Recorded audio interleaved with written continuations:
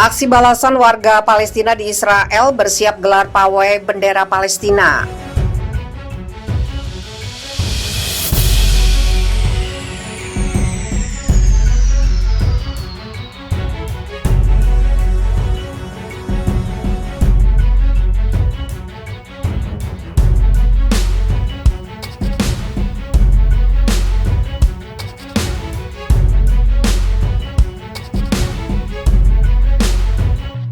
Warga Palestina di Israel berencana menyelenggarakan pawai bendera Palestina pada Jumat sebagai tanggapan terhadap pawai bendera Israel yang diadakan setiap tahun pada Mei.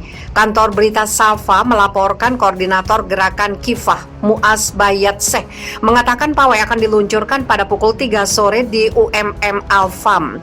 Acara itu merupakan upaya menyatukan warga Palestina di seluruh Israel dan menghidupkan kembali pengibaran bendera Palestina dengan warga Palestina di Yerusalem Timur yang diduduki Israel juga ambil bagian. Para peserta sadar akan pelecehan dan agresi Israel yang akan mereka alami selama acara tersebut, ungkap Muaz Bayatseh.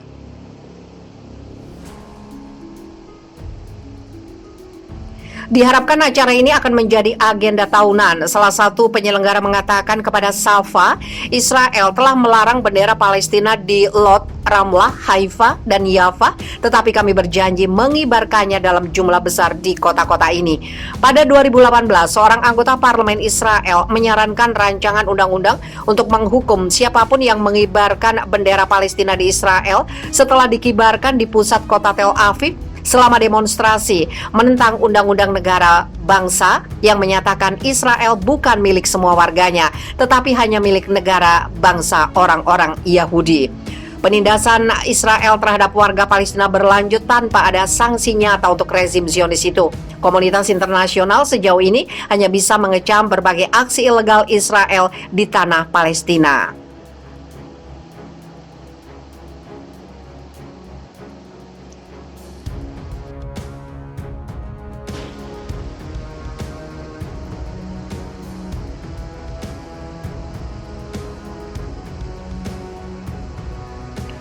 PM Israel kalah suara, hukum diskriminatif bagi keluarga Arab Israel dan Palestina dicabut.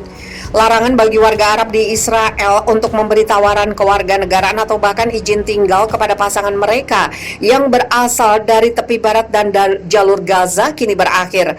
Larangan yang berlaku sejak 2003 itu ditolak pada Selasa 6 Juli setelah anggota yang mendukung perpanjangan hukum kontroversial tersebut kalah suara. Perdana Menteri Israel Naftali Bennett gagal memperbarui larangan itu setelah koalisinya di parlemen terpecah. Baik kelompok sayap kiri Yahudi dan konservatif Arab menentang keras aturan itu dilanjutkan.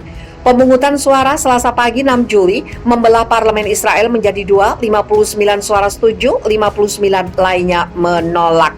Dengan itu berarti hukum yang berlaku sejak 2003 di negeri Zionis itu dibatalkan. Hasil ini memperlihatkan tipisnya penguasaan koalisi Bennett dalam parlemen Israel yang terdiri dari 120 kursi. Hanya sedikit yang menyatukan 8 partai dalam koalisi pemimpin baru Israel itu. Di antaranya yaitu kebencian mereka atas pimpinan oposisi Benyamin Netanyahu. Berkat musuh bersama itu, mereka berhasil menyingkirkan Netanyahu yang telah memegang rekor 12 tahun berturut-turut berkuasa sebagai Perdana Menteri Israel. Larangan penyatuan keluarga Arab tersebut pertama kali diberlakukan selama Intifada kedua. Tindakan itu awalnya dibenarkan oleh para pendukungnya dengan alasan keamanan.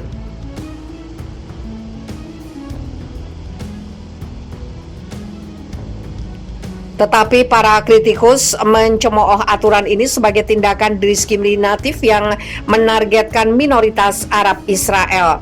Larangan itu telah menyebabkan konflik tanpa akhir bagi warga Palestina yang tinggal di seluruh Israel dan wilayah yang telah didudukinya sejak 1967. Menurut VOA Indonesia, undang-undang tersebut membuat warga Arab hanya memiliki sedikit jalan untuk membawa pasangan mereka dari tepi barat dan Gaza ke Israel. Kebijakan itu mempengaruhi ribuan keluarga. Pasangan pria di atas usia 35 dan pasangan wanita di atas usia 25, serta untuk beberapa kasus kemanusiaan dapat mengajukan permohonan yang setara dengan izin wisata yang harus diperbarui secara berkala. Namun pemegang izin tersebut tidak memenuhi syarat untuk memperoleh SIM, asuransi kesehatan masyarakat, dan akses ke banyak pekerjaan. Pasangan Palestina dari Gaza telah sepenuhnya dilarang sejak kelompok militer milisi Palestina merebut kekuasaan di sana pada 2007. Undang-undang itu tidak berlaku untuk hampir 500.000 pemukim Yahudi yang tinggal di tepi barat yang memiliki kewarganegaraan Israel secara penuh. Di bawah hukum kepulangan warga Israel, orang-orang Yahudi yang datang ke Israel dari mana saja di dunia memenuhi syarat untuk kewarganegaraan Israel. Komunitas Arab Israel yang merupakan 20% dari populasi memiliki hubungan keluarga yang dekat dengan orang-orang Palestina di tepi barat dan jalur Gaza.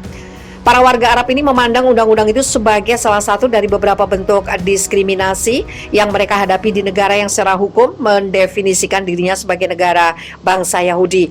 Kepada AFP, dalam protes terhadap aturan itu di luar parlemen pada Senin 5 Juli, beberapa menceritakan kesulitan mencari izin untuk bergabung dengan pasangan mereka atau risiko memasuki wilayah Israel tanpa izin. Ali Metep mengatakan kepada AFP bahwa istrinya yang tidak memiliki hak tinggal di Israel telah mengurung keluarganya di penjara terus-menerus. Saya meminta hak yang dirampas negara dari kami agar istri saya memiliki ID Israel, hak tinggal dan kebebasan bergerak, katanya. Jessica Montel, kepala Hamoket, sebuah kelompok hak asasi manusia Israel yang memberikan layanan hukum kepada warga Palestina, mengatakan puluhan ribu keluarga dirugikan oleh undang-undang ini.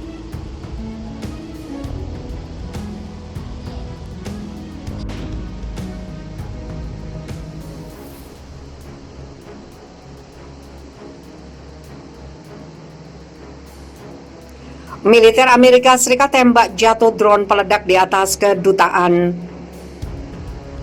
Irak. Pasukan militer Amerika Serikat menembak jatuh sebuah drone bermuatan peledak yang mengudara di atas kedutaan besar Amerika Serikat di Baghdad, Irak. Hal itu terjadi beberapa jam setelah serangan roket melanda pangkalan militer yang menjadi markas tentara Amerika Serikat di bagian barat Irak. Seperti dilansir AFP Selasa 6 Juli, laporan reporter Amerika Serikat menyebut sistem pertahanan udara Amerika Serikat menembakkan sejumlah roket ke udara di wilayah Baghdad pada Senin 5 Juli malam waktu setempat. Sejumlah sumber keamanan Irak menambahkan bahwa rentetan roket menjatuhkan sebuah drone yang bermuatan peledak. Laporan Reuters yang mengutip dua sumber keamanan Irak menyatakan drone tersebut gagal mencapai kompleks kedutaan Amerika Serikat. Disebutkan juga oleh kedua sumber bahwa tidak ada korban jiwa akibat serangan drone itu.